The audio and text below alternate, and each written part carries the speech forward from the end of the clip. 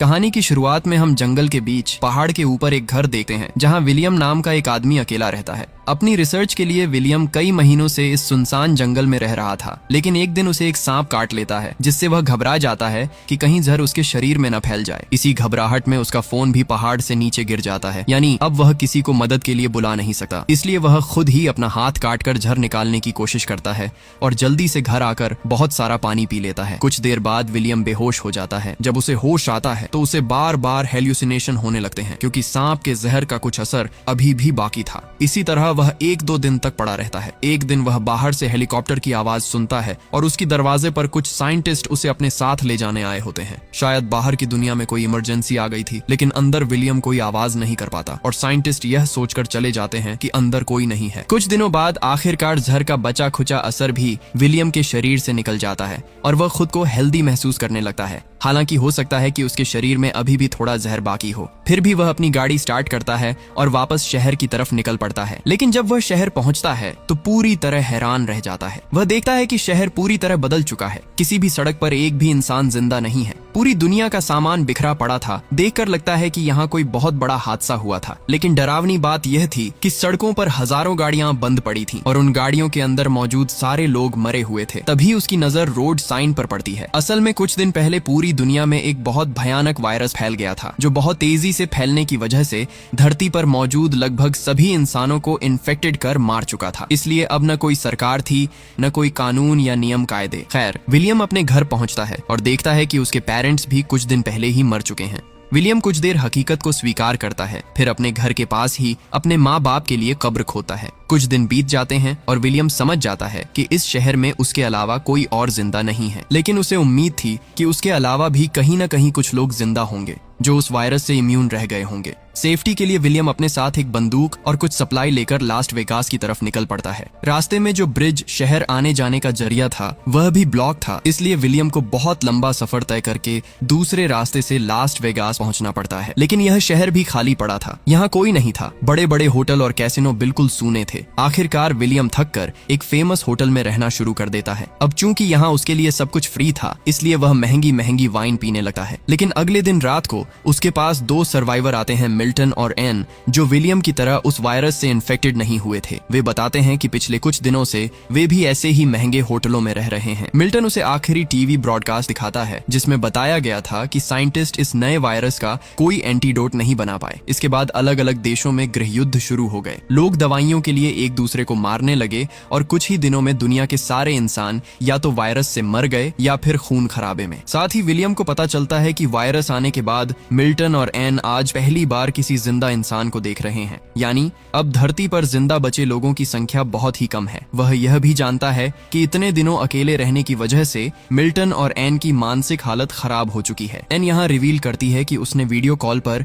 अपने पति और बच्चे को मरते हुए देखा था, जिसकी वजह से उसकी जीने की उम्मीद ही खत्म हो गई है। अब विलियम कुछ दिनों तक उनके साथ उसी महंगे होटल में रहने लगता है। इतने महंगे और ब्रांडेड कपड़े फ्री में पड़े होने के बावजूद विलियम को अब कुछ भी अच्छा नहीं लगता। ऐसा लगता है जैसे ब्रांड की कीमत भी इंसानों के साथ ही खत्म हो गई हो। मिल्टन बताता है कि वह एक बड़ा बिजनेसमैन था, उसने बहुत कुछ कमाया था, लेकिन अब न उसके पास उसकी शोहरत है और न ही उसका फैमिली। मिल्टन अपने साथ एक गन रखता है ताकि उसकी मदद से वे तीनों अपनी जिंदगी खत्म कर सकें। ये सुनते ही विलियम घबरा कर बाहर चला आता है, क्योंकि वह अभी भी जीना चाहता था। तभी उसे पीछे से गोली चलने की आवाज सुनाई देती है, यानी मिल्टन और एन ने खुद को खत्म कर लिया था और इस तरह विलियम फिर से बिल्कुल अकेला रह जाता है। विलियम को लगने लगता है कि अब पूरी दुनिया में वही अकेला इंसान बचा है। वह गाड़ी बहुत तेज चलाकर शहर से बाहर निकल जाता है। रास्ते में उसे एक कुत्ता दिखाई देता है जिसे वह अपना साथी बनाकर अपने साथ रख लेता है और उसका नाम लकी रख देता है। इसके बाद वह लाइब्रेरी जाकर कुछ सर्वाइवल बुक्स ले आता है और अपने पुराने घर लौट आता है, जहाँ अब वह लकी के साथ रहने लगता है। आसपास के स्टोर्स में जितना भी खाना बचा था उससे वे काफी समय तक चल सकते थे और आगे चलकर वे खेती करके भी खा सकते थे। समय बीते बीते 1 साल गुजर जाता है। विलियम और लकी की अच्छी बॉन्डिंग हो जाती है, लेकिन इंसानों के बिना विलियम बहुत बोर होने लगता है। टाइम पास करने के लिए कभी वह जॉगिंग करता है,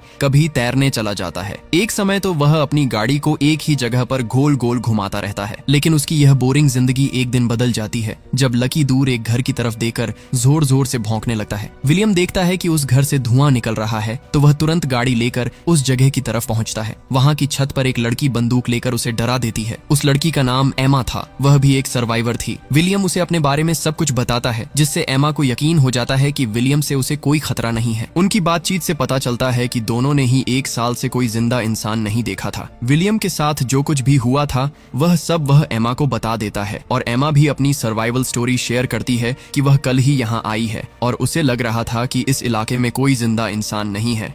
कुछ देर बात करने के बाद विलियम उससे विदा लेने लगता है, लेकिन एमा कहती है, अरे आज रात यहीं रुक जाओ, कितने दिनों बाद कोई जिंदा इंसान मिला है। विलियम भी मान जाता है। फिर विलियम एमा को अपने घर ले आता है। अकेले रहने की वजह से उसने घर का कुछ भी ठीक से ख्याल नहीं रखा था, सब कुछ उल्टा पुल्टा पड़ा था। तो वे दोनों मिलकर घर को दोबारा ठीक करना शुरू करते हैं। पास ही खाने की दुकान थी तो वे वहां जाकर खाने पीने का सामान ले आते हैं। अचानक इस मुलाकात से दोनों के अंदर फिर से जिंदा रहने की उम्मीद जाग जाती है। अब वे साथ में सोकर उठते हैं और रोजमर्रा के अलग अलग काम करते हैं। वे अपने अपने शौक बना लेते हैं ताकि बोर न हो। इसके अलावा वे जानते थे कि अगर वही धरती के आखिरी कपल हैं तो आबादी बढ़ाने की जिम्मेदारी भी उन्हीं पर होगी। उधर इंसानों के खत्म हो जाने की वजह से हिंसक जानवर अब शहर तक आने लगे थे। समय के साथ विलियम अपने घर पर सोलर पैनल लगा देता है ताकि उनका घर पूरी तरह से रेडी हो जाए। कुछ ही दिनों बाद एमा प्रेग्नेंट हो जाती है। वह बहुत खुश थी, लेकिन विलियम परेशान था। वह सोच रहा था कि क्या इस पोस्ट एपोकैलिप्टिक दुनिया में बच्चे को लाना सही होगा या नहीं। ऊपर से डिलीवरी कैसे होगी, यह भी एक बड़ी चिंता थी। इसीलिए विलियम लाइब्रेरी जाकर बेबी डिलीवरी से जुड़ी किताबें पढ़ने लगा है। समय के साथ उनका घर हर तरह से सेफ हो जाता है। घर में सोलर पैनल लग चुके थे, इसलिए अब वे फ्रिज में खाना स्टोर कर सकते थे। साथ ही वे कई मुर्गियां और कुछ गायें पालना शुरू कर देते हैं, जिनसे उन्हें अंडे और दूध मिलने लगता है। उनके पास ही एक बड़ा हरा भरा गार्डन था। इंसानों के खत्म होने के बाद हवा भी अब साफ और शुद्ध हो चुकी थी, लेकिन समय के साथ उन्हें एक बड़ी प्रॉब्लम का सामना करना पड़ता है। दरअसल उनके आसपास के इलाके में चूहों की संख्या लगातार बढ़ती जा रही थी और अब तो वे उनके घर की तरफ आने लगे थे। इसलिए वे घर के आसपास का कचरा जलाने लगते हैं ताकि चूहे पास न आए। लेकिन जब यह आइडिया काम नहीं करता तो वे अपने पूरे घर को सील कर देते हैं। एक रात एमा कहती है कि वे जल्द ही चूहों की कोई ना कोई सोल्यूशन निकाल लेंगे और फिलहाल वह अपने आने वाले बच्चे को लेकर खुश है। अगले कुछ हफ्तों में विलियम दूर दूर से कुछ बिल्लियां लेकर आता है, जिससे उनके शहर में चूहों की संख्या कम होने लगती है और आखिरकार वह दिन आ ही जाता है जब एमा की डिलीवरी होती है। वे दोनों इस दिन के लिए बहुत तैयारी कर चुके थे, इसलिए विलियम की मदद से आखिरकार एक हेल्दी बेबी गर्ल पैदा होती है। इसके बाद वे शहर में जाकर अपना एड्रेस पेंट कर देते हैं ताकि अगर कोई और बचे हुए लोग कभी इस शहर में आए तो वह एड्रेस देखकर विलियम के घर तक पहुंच सके। समय बीते बीते 6 साल गुजर जाते हैं। एक दिन जब विलियम गाड़ी से घर लौट रहा होता है तो रास्ते में उसकी गाड़ी का एक्सीडेंट एक बाघ से हो जाता है। जब विलियम उस बाघ को ध्यान से देख रहा होता है तभी अचानक उसे एक छोटी लड़की दिखाई देती है, जो विलियम को देखकर डर के मारे भागने लगती है। विलियम उसे पकड़ लेता है और कहता है कि वह उसके साथ उसके घर चले, लेकिन वह लड़की बहुत ज्यादा डरी हुई थी, इसलिए विलियम उसे एक सेब देता है। सेब देखकर लड़की को यकीन हो जाता है कि वह उसे नुकसान नहीं पहुंचाएगा। फिर वह लड़की विलियम की गाड़ी में बैठकर उसके घर तक आती है। वहां पता चलता है कि अब विलियम के 2 बच्चे हैं। बड़ी बेटी हीदर के जन्म के 2 साल बाद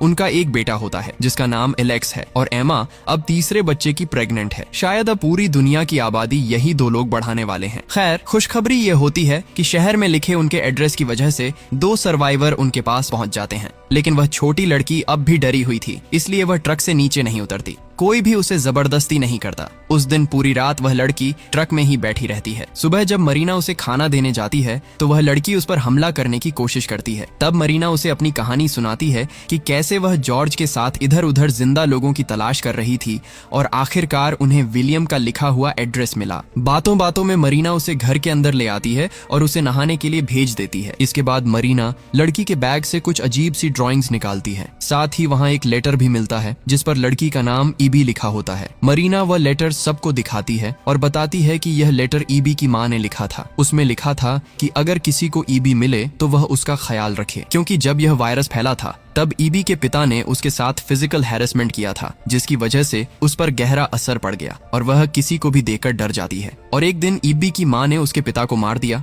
और ईबी को किसी सेफ जगह भाग जाने के लिए कहा। अब ये 5 ईबी को अपने ग्रुप में शामिल कर लेते हैं। जल्द ही एमा अपने तीसरे बच्चे को जन्म देती है जिसका नाम सैम रखा जाता है। अब उनकी फैमिली और बड़ी हो जाती है। अगले 1 साल तक वे सब खुशी खुशी साथ रहते हैं, लेकिन एक दिन उन्हें किसी के आने का संकेत मिलता है। वे सारे बच्चों को घर के अंदर भेज देते हैं और बड़े लोग लोग हथियार लेकर देखने जाते हैं कि कौन है। तभी वे देखते हैं कि यह एक और सर्वाइवल ग्रुप है जो शहर में लिखे एम्मा के एड्रेस को देखकर यहाँ पहुंचा है। इस ग्रुप में मॉली, जीन, एजरा और उनका बेटा राइफ थे। विलियम लोग उन्हें अपने घर ले आते हैं। मॉली बताती है कि 8 सालों में उन्होंने सिर्फ 4 जिंदा लोगों को देखा है। उनके पास कोई ठिकाना नहीं था, वे इधर उधर भटकते रहे थे। तब एम्मा कहती है कि अब यही उनका घर है, यहाँ किसी चीज की कमी नहीं है और वे सब मिलकर यहाँ एक नई सोसाइटी बना सकते हैं। इस ग्रुप में मॉली एक डॉक्टर थी, यानी अगर कोई मेंबर घायल होता है तो उनके पास डॉक्टर होना किस्मत की बात थी। अगले दिन विलियम नए मेंबर्स को रूल्स समझाता है कि अब शहर और जंगल में इंसानों की गिनती बहुत कम है, इसलिए अक्सर जंगली जानवर आसपास घूमते रहते हैं। इसीलिए जब भी वे शहर में सप्लाई लेने जाएंगे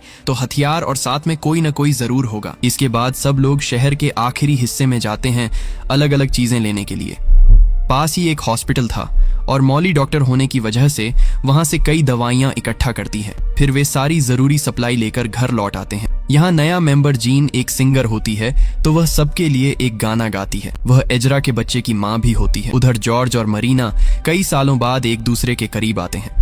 आने वाले महीनों में जीन और मरीना दोनों एक एक बेटी को जन्म देती हैं और इस तरह धीरे धीरे 14 साल बीत जाते हैं। अब उनका फैमिली बहुत बड़ा हो चुका होता है। आज वे अपनी बड़ी बेटी हीदर का बर्थडे सेलिब्रेट कर रहे होते हैं। यहाँ विलियम अपने ग्रुप के सभी बच्चों को पढ़ाता है ताकि उन्हें पुरानी दुनिया के बारे में सब कुछ पता रहे कि पहले जमाने में धरती पर बहुत सारे लोग रहते थे, उनका बिहेवियर कैसा था, वे क्या करते थे और आगे चलकर उन्हें किस तरह जीना चाहिए। ये सारी बातें वह बच्चों को समझाता रहता है। एक दिन वहाँ एक भयानक तूफान आता है। तभी विलियम को याद आता है कि उनका डॉग लकी घर के अंदर नहीं है। विलियम जल्दी से उसे ढूंढने बाहर निकलता है और देखता है कि बेचारा लकी एक पेड़ के नीचे दबकर मर चुका है। यह देखकर विलियम और एमा दोनों बहुत टूट जाते हैं, क्योंकि जब विलियम ने जीने की उम्मीद छोड़ दी थी तब उसे लकी मिला था, यानी एमा से भी पहले लकी उसके साथ था। वे अपने गार्डन में लकी के लिए एक कब्र बनाते हैं और उसे अपने ग्रुप का पहला मेंबर का दर्जा देते हैं। इसके बाद एक दिन जब विलियम अपने बच्चों को खेलते हुए देख रहा होता है तभी एक बाघ उनके गार्डन में घुस आता है। विलियम तुरंत अपने बच्चों को बचाने के लिए उस बाघ के सामने चला जाता है। जब तक कोई उसे बचाने आता तब तक बाघ उसे बुरी तरह घायल करके भाग जाता है। सब मिलकर विलियम को बचाने की कोशिश करते हैं। उसके शरीर से बहुत ज्यादा खून बह चुका था, लेकिन किस्मत से उनके पास डॉक्टर और दवाइयां होने की वजह से विलियम की जान बच जाती है। उधर एमा अपने गन के साथ बाघ को ढूंढकर उसे मार देती है ताकि आगे से वह बाघ किसी को नुकसान न पहुंचा सके। इसके कुछ ही हफ्तों बाद विलियम फिर से काम पर लग जाता है। अब 17 साल पूरे हो चुके हैं और सभी बच्चे काफी बड़े हो गए हैं। विलियम अपने बेटे एलेक्स और सैम को सरवाइव करने के सारे ट्रिक्स सिखा रहा था। इसी बीच एजरा का बड़ा बेटा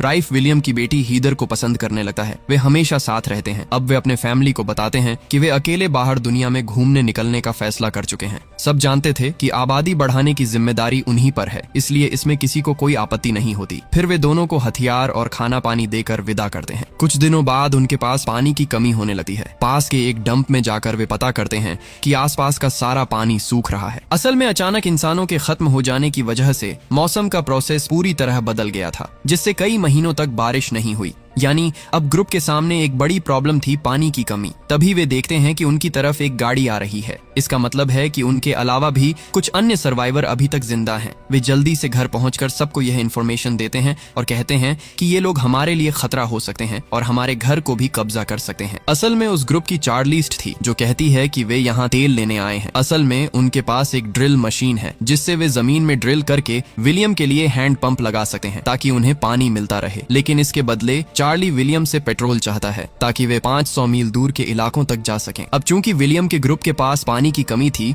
इसलिए वे इस ऑफर को मान लेते हैं। वैसे भी इतने बार टोल देकर क्या करेंगे। विलियम की बात मानते हुए चार्ली का ग्रुप किसी जगह पर ड्रिल करना शुरू कर देता है। चूंकि यह प्रोसेस पूरा होने में कई दिन लगेंगे, इसलिए चार्ली का ग्रुप अपनी वैन में रहेगा। लेकिन समय के साथ विलियम नोटिस करता है कि चार्ली कोई अच्छा इंसान नहीं है। उसकी बातों से पता चलता है कि एक समय उसने कुछ रिसोर्स के लिए कई सर्वाइवर्स को मार दिया था। ये सब जानने के बाद विलियम अपने ग्रुप से अकेले में कहता है कि चार्ली से सावधान रहें और अपने घर की सुरक्षा भी सुनिश्चित करें। एमा कहती है कि वैसे भी वे ड्रिल खत्म करने के बाद चले जाएंगे, इसलिए ज्यादा चिंता करने की जरूरत नहीं है। खैर, अगले 2 दिनों तक ड्रिलिंग जारी रहती है और आखिरकार 4 दिन बाद वे नीचे से पानी निकालने में सफल हो जाते हैं। इस पर सभी बहुत खुश होते हैं। विलियम कहता है कि अब उनका डील पूरा हो गया है और वे चार्ली का सारा पेट्रोल लेकर यहाँ से जा सकते हैं। रात को सब मिलकर सेलिब्रेट करते हैं। हालांकि विलियम तनाव में था क्योंकि उसे लग रहा था कि चार्ली एक खतरनाक इंसान है और इतना आसान नहीं जाएगा। रात को सब सो जाते हैं, तभी विलियम बाहर से किसी की चीख सुनता है। वह बाहर निकलकर देखता है कि चार्ली एक कमरे से बाहर आता है और बाहर उसका दोस्त साइलस पहरा दे रहा है ताकि अगर कोई आता है तो उसे तुरंत इशारा कर सके। विलियम तेजी से उस कमरे में जाता है जहाँ ईबी रो रही होती है। चार्ली ने उसके साथ जबरदस्ती की थी। विलियम तुरंत यह बात अपने ग्रुप को बताता है।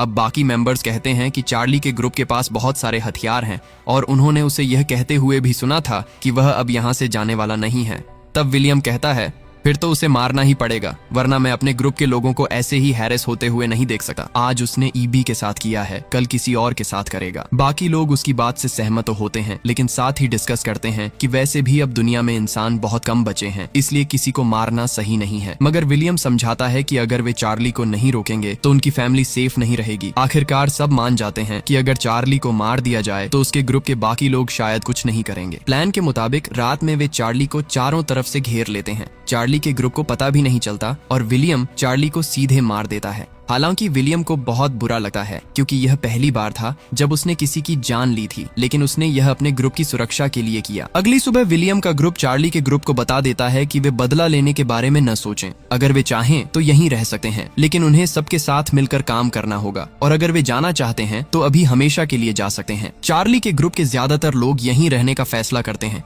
लेकिन चार्ली का बेस्ट फ्रेंड साइलस बहुत गुस्से में होता है। उसे विलियम से नफरत हो जाती है क्योंकि उसकी नजर में उन्होंने उसके दोस्त चार्ली को अचानक हमला करके मार दिया था। उसे डर था कि कहीं वह दोबारा किसी पर हमला न कर दे। चार्ली के साथी बताते हैं कि वे पहले से ही जानते थे कि चार्ली बुरा इंसान था, वह लीडर होने का गलत फायदा उठाता था। इसके अलावा वह अपने ही ग्रुप की औरतों के साथ भी ऐसा ही करता था, इसलिए अब वे खुश थे कि वह मर चुका है। साइलस ही अकेला था जो चार्ली की मौत पर दुखी था, इसलिए विलियम उसे ग्रुप से बाहर निकाल देता है। थोड़ी देर बाद साइलस वापस आने की कोशिश करता है क्योंकि उसका पूरा ग्रुप तो यहीं रह गया था और वह बाहर अकेला कैसे सरवाइव करता, लेकिन विलियम उसे अंदर आने नहीं देता क्योंकि साइलस चार्ली के गलत कामों में उसका साथ देता था। सजा के तौर पर उसे हमेशा के लिए वहां से निकाल दिया जाता है। समय और आगे बढ़ता है और अब पूरे 20 साल बीत चुके होते हैं। इंसानों के बिना पूरी धरती पूरी तरह बदल चुकी थी। विलियम के ग्रुप के सारे बच्चे मिलकर एक प्लेन बनाने पर काम करने लगते हैं। विलियम का बेटा कहता है कि कुछ समय में वे इस प्लेन को पूरी तरह परफेक्ट कर देंगे जिससे वे पहाड़ से आसानी से नीचे आ जा सकेंगे। लेकिन कुछ समय बाद देखा जाता है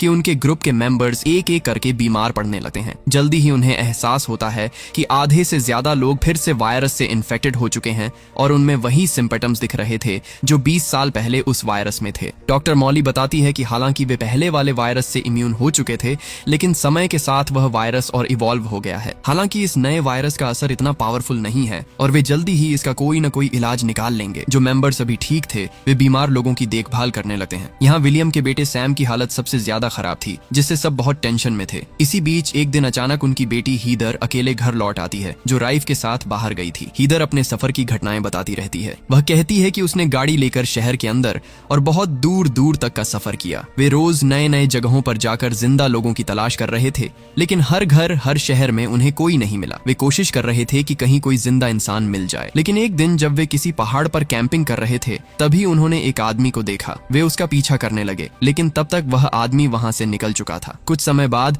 वही आदमी पीछे से आता है और राइफ पर चाकू रख देता है और हमें पता चलता है कि वह कोई और नहीं बल्कि साइलस था, वही चार्ली का बेस्ट फ्रेंड जिसे विलियम ने पहले बाहर निकाल दिया था। बदले की भावना में साइलस राइफ को मार देता है और हीदर भी उसकी मदद करती है। हीदर राइफ के पास पहुंचती है, लेकिन तब तक बहुत देर हो चुकी थी। तुरंत इलाज न मिलने की वजह से राइफ वहीं मर जाता है। उन्हें तीर के पास दफन किया जाता है। इसके बाद हीदर घर लौटी है। रास्ते में गाड़ी का तेल खत्म होने की वजह से उसे बाकी का रास्ता पैदल ही तय करना पड़ता है। यहीं से हीदर को पता चलता है कि उनके अधिकांश ग्रुप के मेंबर्स फिर से उसी वायरस से इन्फेक्टेड हो गए हैं। हालांकि ये वेरिएंट पहले जितना पावरफुल नहीं था। डॉक्टर मॉली उनके इलाज के लिए सैम का बुखार कम करने हेतु उसे ठंडे पानी में डुबोती है। कुछ ही समय बाद डॉक्टर मॉली द्वारा दी गई दवाइयां लेने से सभी फिर से स्वस्थ हो जाते हैं, लेकिन यह दवा सैम पर असर नहीं करती। सैम अपने माता पिता से आखिरी बार बात करके दुनिया छोड़ देता है। इन सब घटनाओं के बाद विलियम पूरी तरह टूट जाता है। सैम के अलावा उनके ग्रुप के 3 और मेंबर भी मर चुके होते हैं। एमा विलियम को समझाती है कि जब हमारे पास कुछ भी नहीं था तब भी सिर्फ हम दोनों साथ थे। आज हमारे पास एक पूरा ग्रुप है और हम ही भविष्य की दुनिया की आबादी बढ़ाने वाले हैं। अब विलियम हिम्मत नहीं हारता और ग्रुप के बच्चों को आगे के लिए तैयार करने लगता है। एक दिन वह पहाड़ की चोटी पर जाकर सूर्योदय देखता है और उसे एहसास होता है कि 20 साल में दुनिया कितनी बदल चुकी है। वह लौटकर बच्चों को एक स्पीच देता है कि अब तक वे गलत रास्ते पर चल रहे थे। वे पुरानी दुनिया जैसा बनना चाहते थे, लेकिन अब दुनिया पहले जैसी नहीं रही। इसलिए अब से उन्हें प्रकृति के हिसाब से जीना सीखना होगा। प्रकृति ही उन्हें सिखाएगी कि इस नई दुनिया और नए मौसम में कैसे रहना है। इसके बाद वे रेडियो को फिर से चालू करते हैं ताकि आपस में कम्युनिकेशन कर सकें। वे एक नई सोसाइटी बनाते हैं, सोशल इवेंट्स रखते हैं ताकि बच्चे समझ सकें कि इंसान एक सोशल जीव होता है। वे आसपास के शहरों को अपने हिसाब से रेनोवेट करते हैं। धीरे धीरे इस नई दुनिया में 50 साल बीत जाते हैं। बूढ़ा विलियम अपने पोते से कहता है कि यह नई मानव सभ्यता उन्हीं की नस्ल से निकली है और अब इसे आगे बढ़ाने की जिम्मेदारी उसी की है। और यहीं इस मूवी का अंत हो जाता है।